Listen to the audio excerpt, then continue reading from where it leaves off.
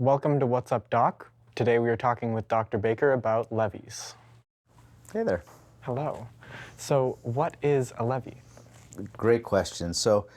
In the state of Washington, to fund schools, the state primarily funds education, but they don't fully fund it. And there's a whole story behind that, but the short version is they don't fully fund public education.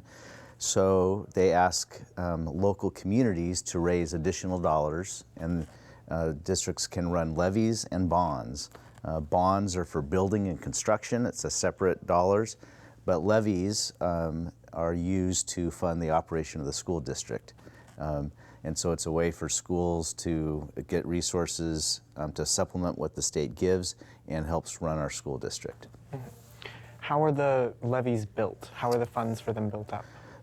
So we have two levies that we'll be running in February of 2024. And the first levy is called the operations levy. And just like the name operations, it helps us run the whole operation of the school district. We often say levies are for learning. So it helps fund primarily people. So it helps fund us hiring teachers, counselors, nurses, deans, counselors, like really all of our staff. The state doesn't give us enough resources to do what we want, so it helps us fund really the people in our school district. It can also help fund things, whether that's books and materials or tables. It can help us with heat and insurance, like just anything that the school district operate, the operations levy. The second levy is called the technology levy, so it's more specialized, and it helps run our technology. It can help the computers you use. It can help make sure we have staff that know how to make sure our network works. It can help with professional development of our teachers, how to use technology. It helps with assistive technology, to buy technology for students that have special needs, where technology can help them with their learning. So those two levies, every 4 years we run them, so they expire every 4 years and we have to go back out. So they're called replacement levies. It's replacing these levies that have been in operation. So if our community supports these next two levies, it helps us keep doing what we're doing for the most part. We can also do refinements, but for the most part, it's like keeping us going is critical to the district. And how do we vote for other levies? These come out as ballot measures. They'll be out for the February election. So anyone who lives in our community who's 18 and older, so for some of our seniors, they're able to now vote.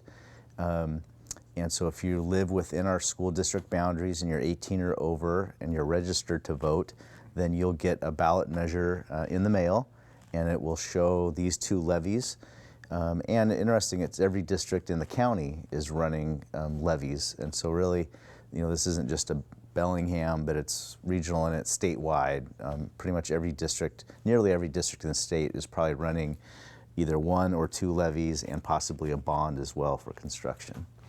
And what percentage of voters have to vote positively for it to pass through? Yeah, it's for levies in our state, it's a simple majority, so it's 50% of voters plus one need to vote for it to pass. And that's in comparison to bonds, which is for building and construction. That's a supermajority of 60%, so that it's even a higher bar.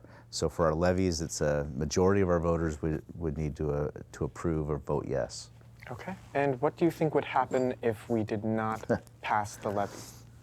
Yeah, I don't really like talking about that question, but it's a good one. And it's happened and certainly in other districts around the state recently, if they don't pass a levy. It's a devastating thing, because just think if we didn't have a quarter of our budget, and most of our budget is people. So just think of, in some ways, a quarter of what we do gone. What would happen, and what's happened in other places, is one of the reasons districts run it in February is in case it doesn't pass for some reason, you then have a little bit of time to assess why didn't it. Was it some information that wasn't correct? Was there a certain piece of the levy that there was a reason behind? And then you can adjust and go back out to voters typically in April with another levy measure and hopefully pass it then.